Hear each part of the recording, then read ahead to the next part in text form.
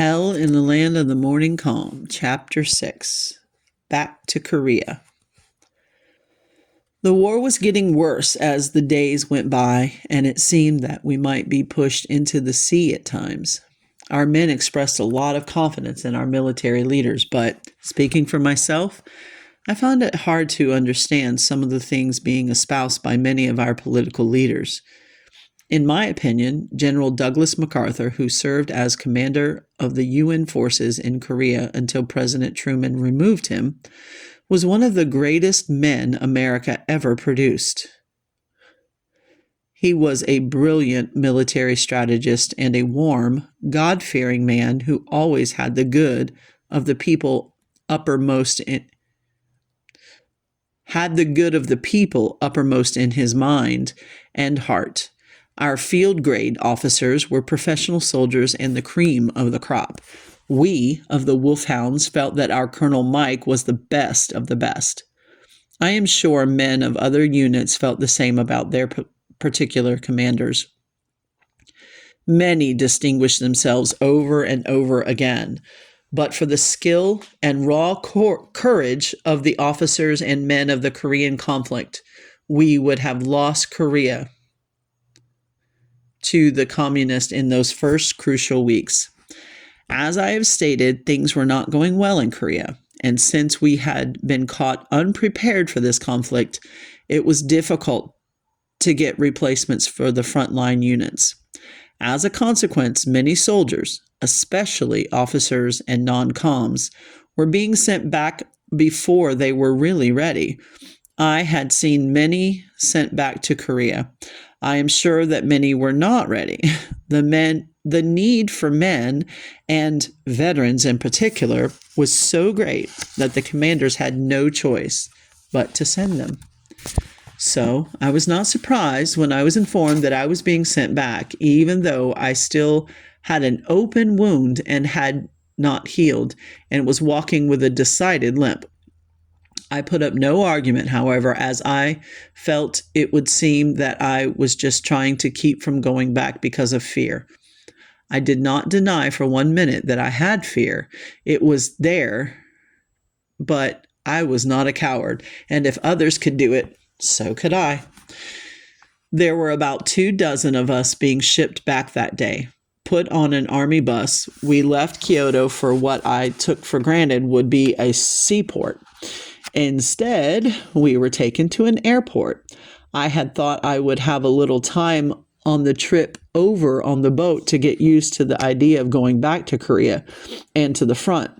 As it turned out, we had only a few hours after we boarded the airplane until we were in Korea. Walking down the steps of the plane after landing, I suddenly heard the thunderous roar of jet fighter planes over ours, of course, screaming overhead. I looked up to see a flight of jets that apparently had been up north and had been successful in their strikes. One of the planes was doing a victory roll, which usually meant they had shot down enemy planes or had been especially successful on their mission. Just across from our plane was another plane, a hospital plane like the one I had been put aboard a few weeks before. All of a sudden, the thing hit me like a ton of bricks. The jets, the wounded soldiers, the smell of the place, and the signs of war all around. I watched the people as they rushed around, each seeming to know exactly what he was doing. Looking across a space on the field, I saw a fence lined with little boys and girls, all hoping some GI would come by and give them a handout. Then I knew I was back, if I didn't know it before. All those sad, miserable-looking little faces, the worn, tattered clothes, how I wanted to take them in my arms to comfort them, to say, "Little one, it's going to be all right." But was it going to be all right? Would many of them die of sickness and malnutrition or of exposure that winter? Yes, I was back.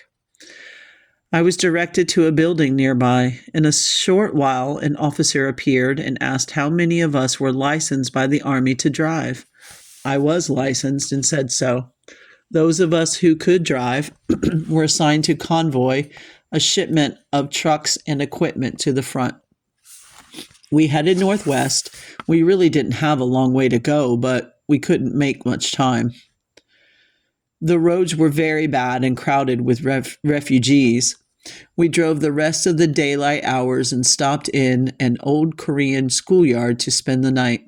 There was a reserve unit around us, so we felt safe enough. I found, to my surprise, that there was an English outfit spending the night in the same schoolyard. I struck up a conversation and really liked the English, quote, chaps, as they referred to themselves. We had a grand time with our different accents while swapping jokes and stories. It wasn't long before they knew I was a Christian, of course. One of them said it was a, quote, jolly good feeling to have someone around who was on speaking terms with the Lord. The nights were already beginning to get quite chilly at this time of year, so the English soldiers built 2 fires. After a while, one English soldier said to me, "Why don't you place your sleeping bag between the 2 fires? We'll have someone awake all night so you can get a good rest. We'll watch, and when your chaps begin to move around, we'll call you." They watched to ensure that no one would step on me while I slept. One time during the night, I remember hearing this deep British accented voice saying, "I say, watch out, you bloke. You're gonna step on the yank." I was awakened the next morning to the first English hot tea in my life. It was delicious, and I found the English soldiers of that unit were just as delightful as their tea. We were soon on our way again and arrived at our regimental headquarters about 2 o'clock in the afternoon. I had barely alighted from the truck when I heard our big 155 millimeter guns firing. Now I was really back. I was dispatched to my company at once, and I learned we were in reserve at the time. My company commander greeted me, and the first sergeant told me how happy he was to have me back. Then the company commander, noticing that I was limping, yelled at me, "Why are you walking like that?" "Oh," I replied, "it's just a little stiff." "Let me see that leg," he demanded. I pulled up my pants leg, exposing the bandage. "Take it off," he ordered. I did, and he exploded like fireworks going off. "They've sent me back a man with an open wound who can hardly walk," he yelled with a few choice words of profanity. Turning to me, he said, "I'm sorry about the cursing, Plemmons, but this makes me so mad. Don't we have any men in America that they have to send me men who can hardly walk?" I was sent back to the regimental medical station, where I stayed for 2 more weeks while the wound healed and I gained better use of the leg. I arrived back at my company just in time to take part in one of the most daring adventures of the Korean War. Our regiment was often picked by the 8th Army Commander, General Walton Walker, for special tasks such as plugging hotspots in our line. He also often selected us and used us as special task force. It was the outstanding leadership of our Colonel Mike, along with the officers and men's fierce pride in the regiment, that made it the outstanding unit that it was. General Walker had dubbed Colonel Mike,